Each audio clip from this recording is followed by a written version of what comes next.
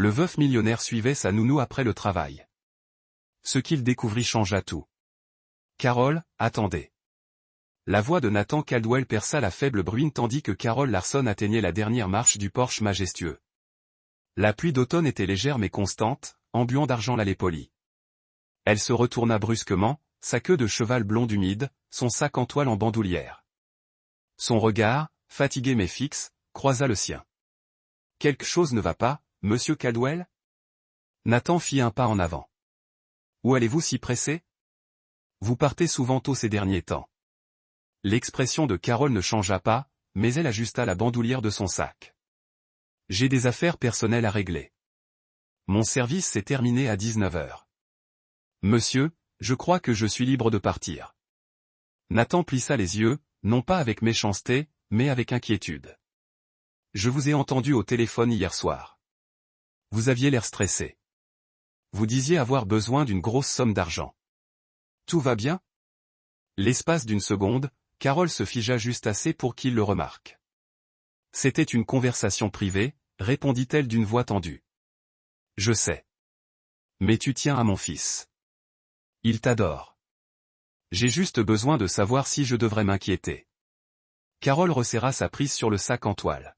« Si tu ne me fais plus confiance, tu devrais peut-être trouver quelqu'un d'autre pour surveiller Noah. » Nathan tressaillit. Cela lui fit plus mal que prévu. Elle se retourna et descendit l'escalier rapidement, ses bottes éclaboussant les flaques d'eau peu profondes. Sa silhouette fut bientôt engloutie par la douce obscurité derrière le portail. La lueur de la lumière du Porsche vacillait derrière elle, projetant de longues ombres incertaines. À l'intérieur, le manoir semblait plus vide que d'habitude. Nathan retourna dans le bureau, se servit un scotch et regarda par les hautes fenêtres à effet pluie. La maison, autrefois construite pour impressionner, résonnait maintenant de silence. Il l'avait conçue ainsi. Propre, contrôlé, impénétrable, un endroit sans surprise. Mais Carol, elle, était différente. Depuis qu'elle avait commencé à travailler là-bas 6 mois auparavant, elle avait apporté à la maison quelque chose dont il n'avait pas réalisé qu'il lui manquait. De la chaleur. Noah, autrefois renfermé depuis la mort de sa mère, s'était ouvert. Il avait ri à nouveau. Il avait joué. Il avait souri. Et c'était Carol qui avait fait ressortir cela en lui. Ce matin-là, Nathan avait observé depuis le couloir Noah, en pyjama, tirer la main de Carol et murmurer « Tu peux rester cette nuit, juste le temps que je m'endorme. » Carol avait souri doucement et sincèrement et s'était agenouillée pour border son lapin en peluche au creux de son bras. « Pas ce soir, ma chérie. Mais je reviendrai demain matin. » C'est promis. Nathan avait alors ressenti quelque chose dans sa poitrine. Quelque chose de calme, d'espoir.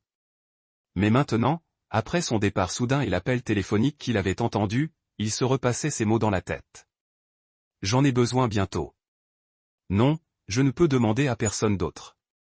Je fais tout ce que je peux. » Aucune mention d'urgence familiale, aucun contexte, juste du désespoir. Il savait ce que son esprit voulait faire, protéger son fils, mais son cœur était partagé. Carol n'avait jamais été que bienveillante. Pourtant, les secrets, surtout lorsqu'ils étaient liés à l'argent, ne finissaient jamais bien. Il l'avait appris à ses dépens après Jennifer, après Amelia, après avoir vu les gens changer dès qu'il réalisait sa valeur. Ses doigts planèrent sur le panneau de sécurité. Quelques clics et l'écran s'alluma. Il visionna les images de la veille. Carol arrivant pile à l'heure, coiffant Noah, rangeant le tiroir à bricolage, lisant des histoires avant de dormir sur le canapé. Rien de suspect, rien d'anormal, sauf l'appel. Elle était sortie sur la terrasse arrière, téléphone pressé contre elle. Elle ne voyait pas l'angle de la caméra. « J'essaie. J'ai dit que j'essaie. J'ai juste besoin de plus de temps. Ne m'abandonne pas », Nathan coupa le son.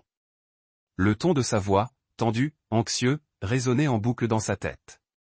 Ce n'était pas de la peur. C'était de la pression. Du désespoir.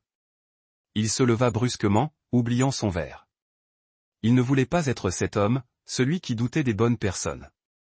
Mais si quelque chose se passait dans son dos et mettait Noah en danger, il devait le savoir. Enfilant son manteau, il attrapa ses clés et se dirigea vers le garage. Il se glissa au volant de sa Mercedes noire et démarra, un léger vrombissement emplissant le silence. À travers le pare-brise, la pluie brouillait le monde en un jeu d'ombre et de lumière. Il démarra lentement, phares éteints, gardant ses distances tandis qu'il tournait dans la direction où Carole était partie. Peut-être essayait-elle simplement de survivre. Peut-être avait-elle un passé qu'elle cachait. Peut-être était-elle tout ce qu'elle prétendait être. Et peut-être, juste peut-être, était-il sur le point de découvrir quelque chose qui bouleverserait tout ce qu'il croyait savoir. Ce soir, il la suivrait. Ce soir, il trouverait la vérité. Même si cela brisait le seul lien fragile qui lui restait. La Mercedes noire de Nathan gara son moteur au ralenti à 2 pâtés de maison du manoir. Phares éteints, moteur au ralenti. La pluie traçait des lignes sur le pare-brise tandis qu'il regardait Carole monter dans le bus. Son sac en toile la serrait contre elle. Elle ne se retourna pas. Il la suivit à distance prudente, le cœur battant la chamade. Cela lui semblait anormal, comme une trahison. Mais le soupçon refusait de s'apaiser. Elle cachait quelque chose. Il avait besoin de savoir quoi. Le bus roula vers le sud, laissant derrière lui les tours de verre de Seattle et serpentant dans les vieux quartiers. Nathan suivit chaque virage du regard, serrant le volant de plus en plus fort. Finalement, Carole débarqua dans un quartier abandonné. Trottoir fissuré, lampadaire vacillant, bâtiment tagué. Elle traversa la rue et entra dans un bâtiment bleu délavé avec une enseigne de travers. Centre communautaire au Pavène. Nathan se gara de l'autre côté de la rue. À travers les vitres mouchetées de pluie, il la vit accueillie chaleureusement par une femme aux cheveux gris. Puis il entra dans une pièce lumineuse remplie d'enfants. Certains étaient assis sur des nattes, d'autres jouaient avec des crayons et du papier. Carole s'agenouilla parmi eux, la voix perdue derrière la vitre. De son sac, elle sortit des livres, des feutres, des poupées en papier. Une petite fille hésita d'abord, puis s'approcha lentement tandis que Carole l'aidait à dessiner une maison en bâtonnet avec des fleurs devant. Carole sourit, douce, patiente, sincère. Un garçon éternua derrière elle. Sans hésiter, elle retira une écharpe de son cou et l'enroula autour du sien. Nathan cligna des yeux. L'écharpe était tricotée main. Il l'avait vue y travailler au manoir pendant les pauses déjeuner. Elle ne l'avait pas confectionnée pour elle-même. Il l'observa pendant près d'1 heure. Carole lisait des histoires à voix haute. Elle s'accroupissait pour regarder les enfants à hauteur d'yeux, ajustait les boutons du manteau d'un petit garçon, tenait une fillette en pleurs jusqu'à ce qu'elle se calme. Elle riait de leur rire. Elle se déplaçait comme si cet endroit, cet espace délabré et sous-financé, était sa véritable demeure. Nathan se renversa dans son siège, bouleversé. Elle ne cachait pas la tromperie. Elle cachait la gentillesse. Il regarda la boîte de viennoiserie à côté de lui, un reste de son équipe de cuisine. Sans réfléchir, il griffonna un mot pour les enfants de la part de quelqu'un qui croit en eux. Il le déposa avec la boîte, traversa la rue et le laissa discrètement juste devant la porte du centre communautaire avant de s'éloigner. De retour dans sa voiture, il regarda Carole trouver le colis par la fenêtre. Elle marqua une pause, perplexe, puis sourit doucement et lentement. Elle lut le mot 2 fois. Il la vit se toucher brièvement la poitrine. Nathan expira. Le lendemain matin, Carole arriva au travail avec 10 minutes de retard, les joues rouges, les cheveux humides de la marche. Elle tenait le mot à la main. « Monsieur Caldwell », dit-elle prudemment, debout juste à l'intérieur de la cuisine. « Oui. Avez-vous laissé quelque chose à Opaven ?» Il ne se retourna pas, peut-être. « Pourquoi ?» Il lui fit face. « Parce que je me trompais à votre sujet. » Elle cligna des yeux. « Vous m'avez suivi ?» Il hocha la tête une fois. « Vous pensiez que je volais. » « Moi si. » Sa voix était basse. « Mais j'ai vu autre chose. »« Vous avec ces enfants ?» C'était magnifique. Carole baissa les yeux sur le mot. « Ils ont adoré les pâtisseries. »« Merci. »« Vous ne devriez pas avoir à le faire toute seule, dit-il. »« Laissez-moi vous aider. » Elle hésita. « Ce n'est pas de la charité. »« Je sais. C'est de l'admiration. » Leurs regards se croisèrent, et pour la première fois, une douce harmonie passa entre eux, comme un début de confiance. Nathan était assis à son bureau, le soleil de l'après-midi projetant de longues ombres sur le bois sombre. L'écran de son ordinateur portable affichait un site web modeste, simple, fonctionnel, sincère, le centre communautaire Opaven au service des familles oubliées de Seattle. Il fit défiler des photos floues de bénévoles, de dîners communautaires, d'activités périscolaires. Dans le coin d'une photo, Carole était agenouillée à côté d'un enfant tenant un cœur en papier sur lequel « Croyez en vous » était écrit au crayon. Il commençait à manquer de fonds. Les dons étaient en baisse. Le chauffage était tombé en panne 2 fois cet hiver. Nathan ferma le navigateur et se laissa aller en arrière, silencieux. Ce soir-là, il passa quelques coups de fil discrets. À minuit, une société écran à laquelle il faisait souvent appel pour des œuvres philanthropiques anonymes avait viré $50 000 à Opaven. Il dormit mieux que depuis des semaines. Le lendemain, il s'attarda plus longtemps que d'habitude dans la cuisine. Carole arriva avec son calme habituel, les cheveux ramenés derrière les oreilles, les manches retroussées. « Bonjour, monsieur Caldwell », dit-elle en posant son sac. « Carole », dit-il en faisant semblant de siroter un café. « Comment Noah s'en sort avec ses lettres ?» Elle sourit. « Ça s'améliore. Il écrit parfois son nom à l'envers, mais il en est fier. » Nathan rit doucement. « On dirait sa mère. » Le sourire de Carole s'estompa légèrement, mais elle hocha la tête. « Il parle d'elle. »« J'espère que ça ne vous dérange pas de répondre aux questions, » dit-il prudemment. « Mais je me demandais ce qui vous avait donné envie de travailler avec les enfants. » La main de Carole s'immobilisa sur le déjeuner qu'elle préparait. « J'ai grandi dans un foyer d'accueil. Pas de parents, pas de frères et sœurs, juste une porte tournante remplie d'assistantes sociales et de lits superposés. » Elle prit une inspiration silencieuse. Il y avait une bénévole qui venait chaque semaine nous faire la lecture. Elle apportait des livres de poche et des biscuits. Elle n'est restée qu'1 an, mais je ne l'ai jamais oubliée. Nathan ne dit rien, de peur de perturber sa rare franchise. Je me suis promis que si jamais je sortais, je ferais pareil pour quelqu'un d'autre. Noah accourut dans la cuisine à ce moment-là, toujours en chaussettes. Mademoiselle Carole, regarde, je nous ai dessinés dans le parc. Elle s'agenouilla, examinant les bonhommes allumettes griffonnés. C'est tellement beau, Noah, que tu te souviens même du toboggan. Nathan la regarda glisser une mèche de cheveux derrière son oreille. Écoute la douceur de sa voix. Elle avait donné à son fils quelque chose qu'il n'avait pas pu s'offrir lui-même. Une famille. Ce soir-là, quand Carole partit pour Opaven, Nathan déposa une petite boîte emballée sur la table près de la porte. À l'intérieur se trouvait un jeu de construction coloré de luxe, suffisant pour 10 enfants. Il ajouta un mot d'une écriture soignée pour Noah et ses amis, de la part de quelqu'un qui croit au jeu. Le lendemain matin, Carole ramassa la boîte d'une main douce. Ce n'était pas là hier. Noah a dit que ses amis n'avaient pas beaucoup de jouets, dit Nathan, feignant la désinvolture. Elle plissa les yeux, puis s'adoucit. Merci. Je veillerai à ce qu'ils l'obtiennent. Nathan hocha la tête, dissimulant le pincement dans sa poitrine. De l'espoir. C'est ce qu'elle lui donna. Subtilement, sûrement, sans rien demander en retour. Et pour la première fois depuis des années, Nathan voulait lui rendre l'appareil. La lumière matinale filtrait doucement à travers les hautes fenêtres du salon Caldwell, projetant des taches dorées sur le sol où Noah était assis, son cahier de coloriage largement ouvert. Carole s'agenouilla près de lui, d'une voix douce, lisant à voix haute un extrait d'un livre d'images sur un ours qui avait construit une cabane dans les arbres pour ses amis. Nathan s'appuya contre la porte, les observant de loin. Il y avait quelque chose d'apaisant dans la cadence de la voix de Carole, quelque chose d'enracinant dans la façon dont Noah se blottissait contre elle. Une fois l'histoire terminée, Carole referma le livre et ébouriffa les cheveux de Noah. « Va te laver les mains avant le petit déjeuner. »« Ok, mon pote. » Noah hocha la tête et se dirigea vers la salle de bain en sautillant. Nathan s'avança. « Tu es vraiment gentil avec lui. » Carole leva les yeux, surprise. « Merci, » hésita-t-il. « Puis-je te demander quelque chose ? Quelque chose de personnel ? » Elle s'est légèrement tendue, je suppose. La semaine dernière, alors que je te suivais, il s'est arrêté brusquement, ne sachant pas comment formuler sa pensée. J'ai vu ce que tu faisais au centre communautaire, mais je ne comprends toujours pas pourquoi garder le secret. Carole expira lentement.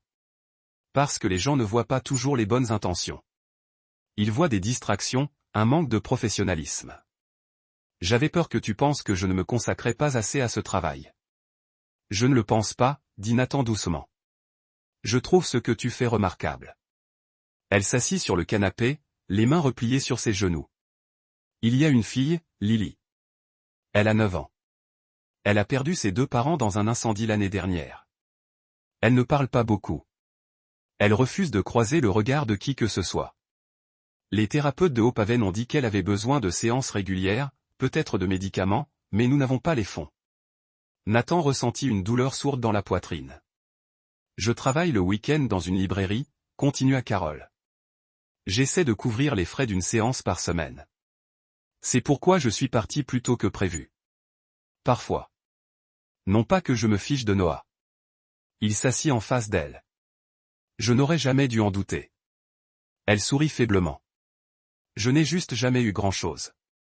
J'ai grandi en comptant les pièces pour du lait. Les gens pensent qu'on est paresseux ou irresponsable si on part de rien. J'ai travaillé si dur pour instaurer la confiance dans ce rôle. Je ne voulais pas compromettre cela. La gorge de Nathan se serra. Je comprends. Elle leva les yeux. Et vous?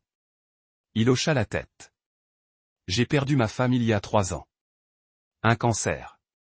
Rapide et cruel. Après ça, j'ai arrêté de laisser les gens entrer. Tout le monde voulait quelque chose. Argent, accès, influence.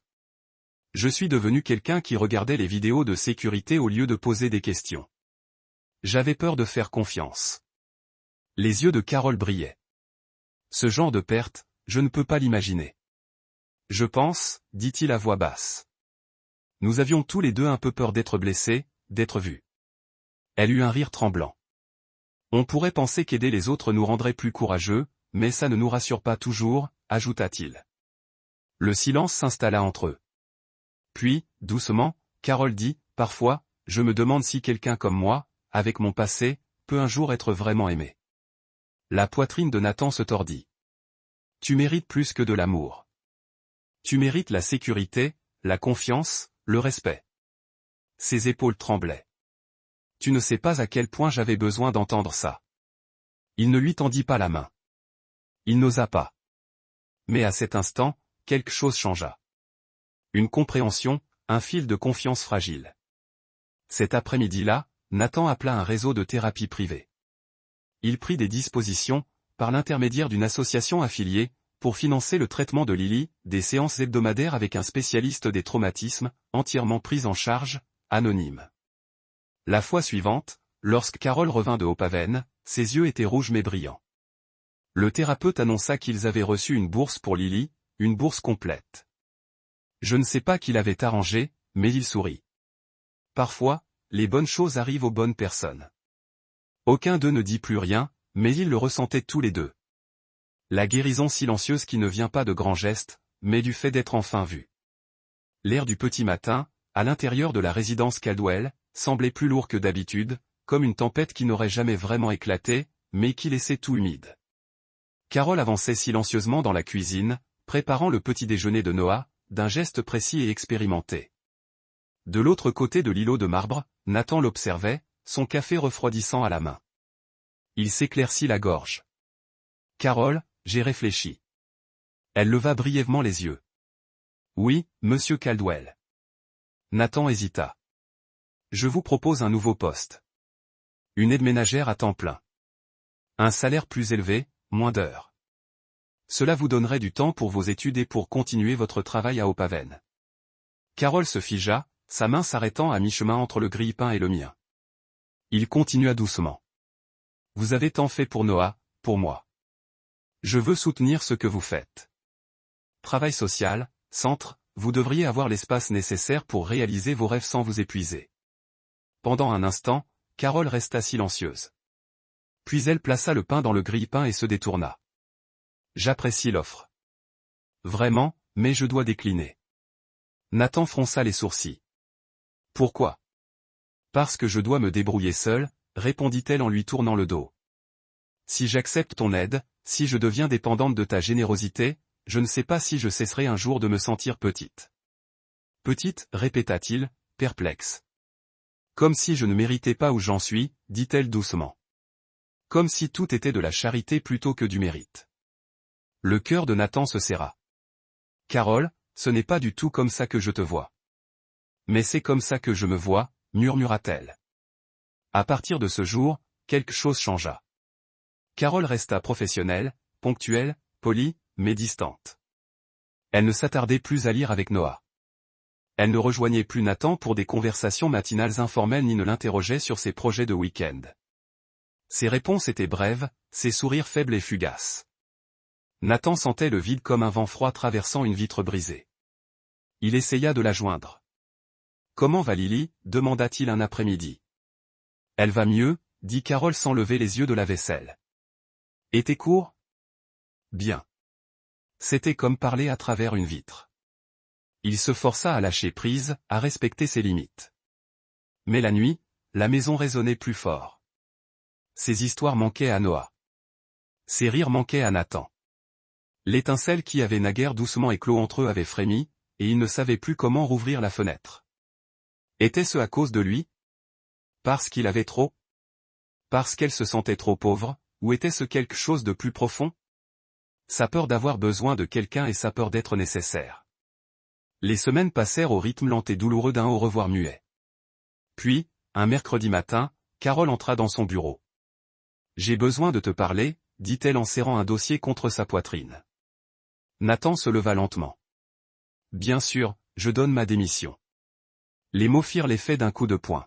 « J'ai été accepté dans un programme universitaire à temps partiel en travail social, et Opaven a davantage besoin de moi maintenant que nous élargissons nos services. Il est temps. » Il déglutit difficilement. « Tu pars ? » « Je reste 2 semaines de plus pour former une remplaçante, » ajouta-t-elle rapidement. Noah mérite une transition en douceur. Nathan hocha la tête, même si ses mains tremblaient légèrement. « Je vois. » Elle hésita. « Je vous suis reconnaissante pour tout, monsieur Caldwell. Vous avez été plus généreux que je ne l'aurais jamais imaginé. » Il esquissa un sourire crispé. « Je n'ai toujours voulu que le meilleur pour vous. » Les lèvres de Carole s'entr'ouvrirent comme si elle voulait ajouter quelque chose, mais elle ne le fit pas. Elle se retourna et sortit, le laissant le regard fixé sur la porte vide. Ce soir-là, Nathan resta assis à son bureau bien après que le silence fût revenu dans la maison. Il en sortit un morceau de papier à lettres couleur crème, d'une écriture lente et posée. « À qui de droit » commença-t-il. C'était une lettre de recommandation, éloquente, rayonnante, honnête. Il parlait du dévouement de Carole, de son intégrité, de son impact sur un enfant en deuil et un foyer brisé. Il scella l'enveloppe et la glissa dans une seconde enveloppe adressée au comité de bourse d'une fondation prestigieuse. À l'intérieur, il y avait un mot. Son passé ne devrait pas définir son avenir. Elle est le genre de personne dont le monde a davantage besoin. Aidez-la à y parvenir. Elle mérite tous les rêves qu'elle ose poursuivre. Il ne l'a pas signé. 2 jours plus tard, Carole recevait la lettre d'attribution de bourse dans sa boîte aux lettres à Opaven. Elle la contempla avec incrédulité, puis remarqua la recommandation jointe, son nom écrit à l'encre bouclée et familière. Il n'y avait pas de signature, mais elle savait. Elle pressa le papier contre sa poitrine, les yeux fermés, le cœur plein et brisé à la fois. Il la laissait partir, respectant son choix, la soutenant malgré tout, et cela la fit remettre en question tout ce qu'elle pensait savoir sur la force et l'amour, et sur ce que signifie vraiment être vu. Le soleil d'automne filtrait doucement à travers les feuilles clairsemées, projetant des taches dorées sur les bancs du parc et l'air de jeu.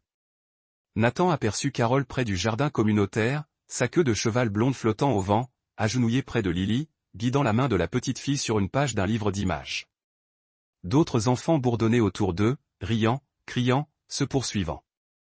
Mais Carole resta calme et concentrée, sa voix douce ancrant l'instant. Il s'approcha lentement, incertain d'avoir le droit de la déranger. Elle leva les yeux juste au moment où il atteignait le bord de l'aire de jeu. « Nathan, » dit-elle, surprise. « J'espère ne pas être intrusif, » dit-il, les mains dans les poches. Carole se leva, époussetant les feuilles de son jean. « Tu es toujours le bienvenu ici. Ce parc appartient à tout le monde. »« J'avais besoin de te voir, » admit Nathan. « Pour te dire quelque chose que j'aurais dû dire il y a longtemps, » fit-elle en désignant un banc proche. Ils s'assirent à une distance confortable. Lily lui fit un signe d'au revoir et courut rejoindre un groupe près des balançoires.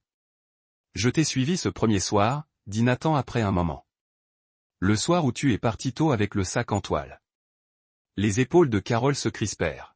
« Je pensais que tu cachais quelque chose, » poursuivit-il. « J'avais tous ces soupçons. J'ai déjà vu des gens abuser de toi, des gens en qui j'avais confiance. J'avais peur. Elle ne le regarda pas, hocha lentement la tête. Mais ensuite, je t'ai vu avec les enfants.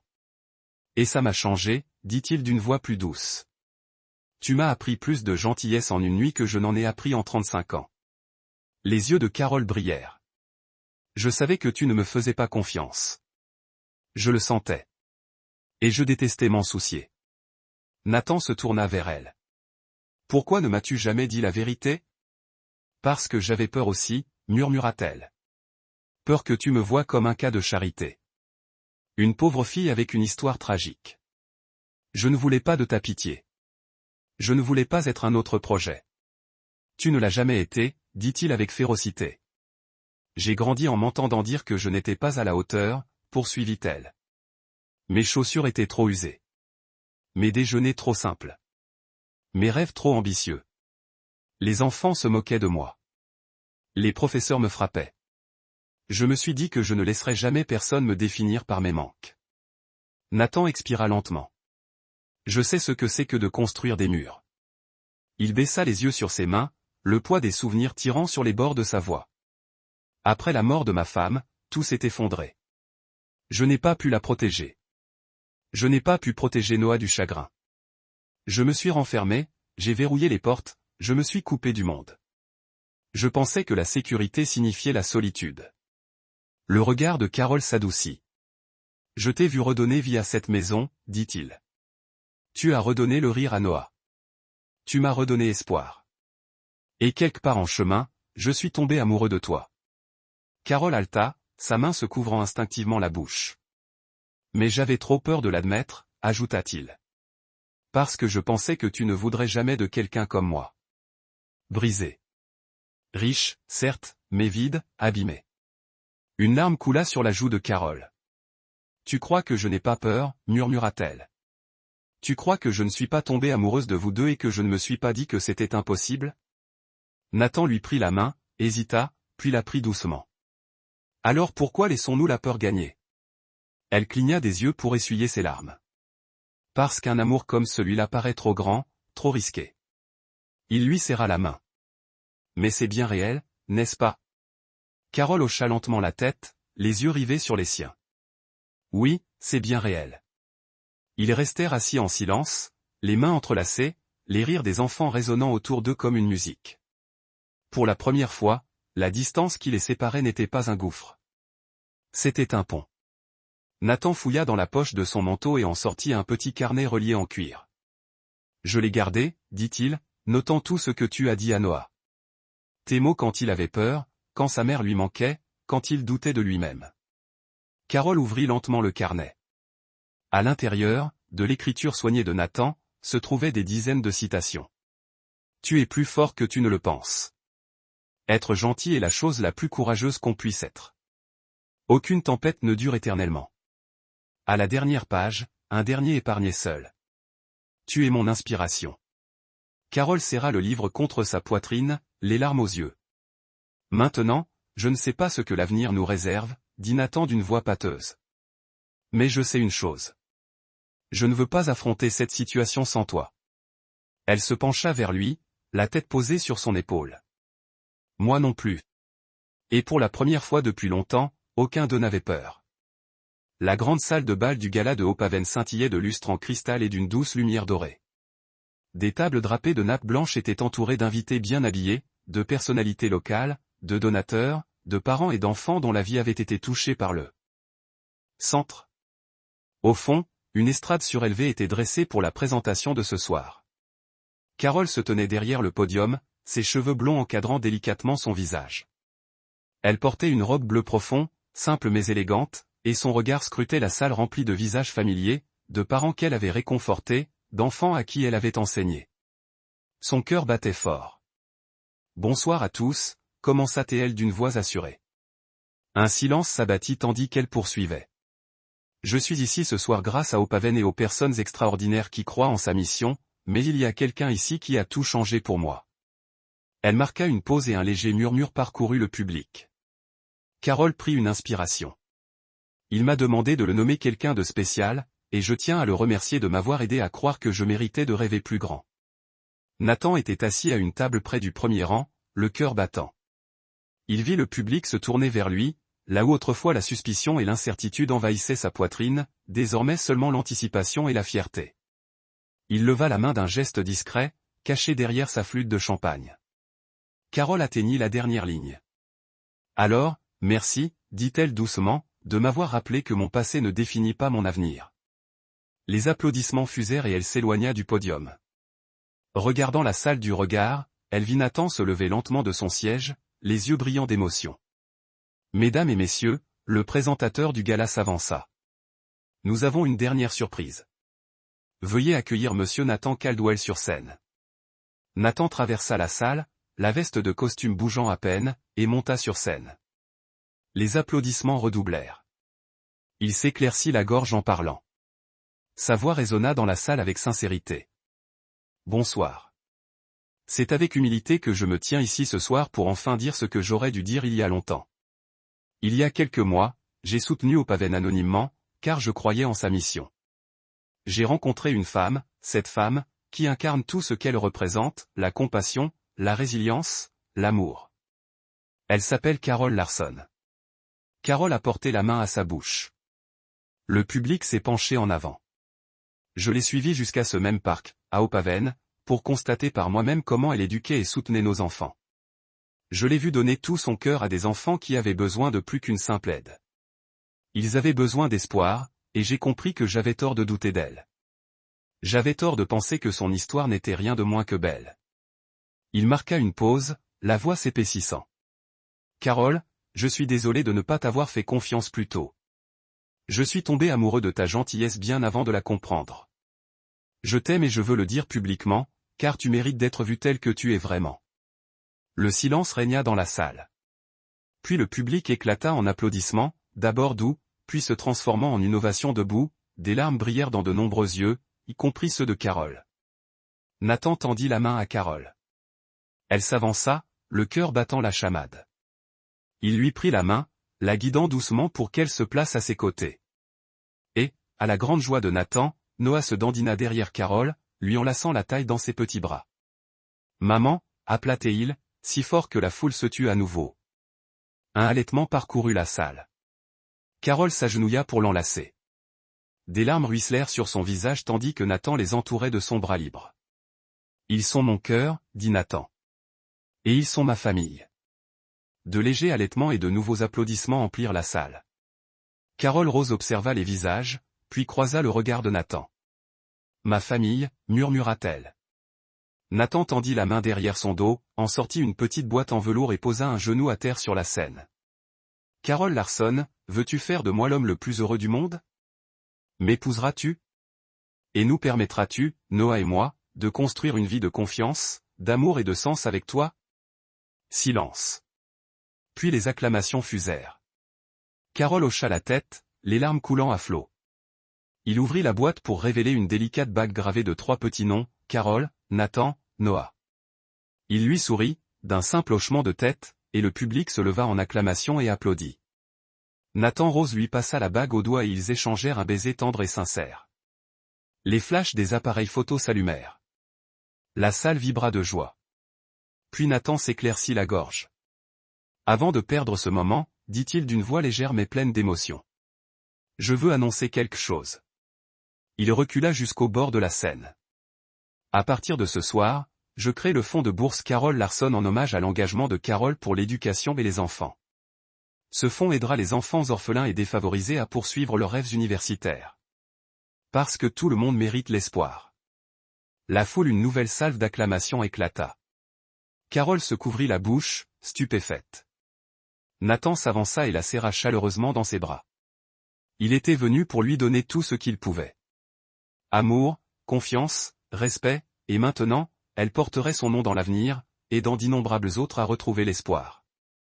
Noah, la ceinture autour de sa taille, sourit, et la famille resta là, unie, baignée d'amour et de célébration.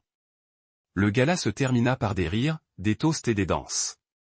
Mais sur scène, sous la lumière chaleureuse, Carole et Nathan se tenaient main dans la main, ses bras fermement autour d'elle, les siens reposant sur son cœur. Ils avaient vaincu leur peur, construit une confiance mutuelle entre deux mondes, et maintenant l'amour s'épanouissait pleinement. C'était plus qu'une réconciliation. C'était une renaissance. Et ce soir, tous les présents en furent témoins. Le soleil baissait sur le Pacifique, projetant des reflets dorés sur les vagues qui embrassaient le rivage. La brise était douce, légère, tirant légèrement sur les longs cheveux blonds de Carole.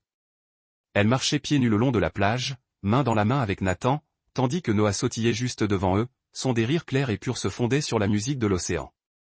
Un mois s'était écoulé depuis le gala, et la vie avait basculé, non pas avec la force d'une tempête, mais avec la certitude tranquille d'une marée. Opaven continuait de prospérer. Carole avait accepté un rôle de leader, dirigeant des programmes pour les enfants comme elle l'avait fait autrefois. Nathan s'était retiré des affaires courantes de l'entreprise, choisissant plutôt d'investir dans les gens et la mission. Et Noah, lui, ne se réveillait plus en pleurs la nuit. Ses cauchemars avaient été remplacés par des histoires du soir et des câlins matinaux. Alors que le trio flânait sur le rivage, Nathan marqua une pause. Il se tourna vers Carole, son regard s'attardant sur les derniers rayons du soleil couchant. « J'ai quelque chose à te demander, dit-il doucement. Carole sourit, amusée. Une autre surprise. Il hocha la tête, puis fouilla dans la poche de sa veste et en sortit un petit écrin de velours. L'ouvrant, il révéla une bague simple et élégante. Elle lui offrait une minuscule étoile sculptée. « Une étoile, murmura-t-elle. Pour l'espoir, répondit-il. Pour la lumière que tu as apportée dans nos vies. Carole, veux-tu m'épouser? Veux-tu être notre maison? Elle cligna des yeux pour retenir ses larmes, le rire coincé dans sa gorge. Oui, souffla-t-elle. Oui, Nathan, 1000 fois. Oui. Noah accourut juste à temps pour voir Nathan glisser l'anneau sur son doigt. Sommes-nous une famille maintenant? Demanda-t-il, des yeux pleins de fouille en fouillant le leur. Carole s'agenouilla et le frappa dans ses bras. Nous étions toujours, les trois d'entre eux, se sont joints à l'idée.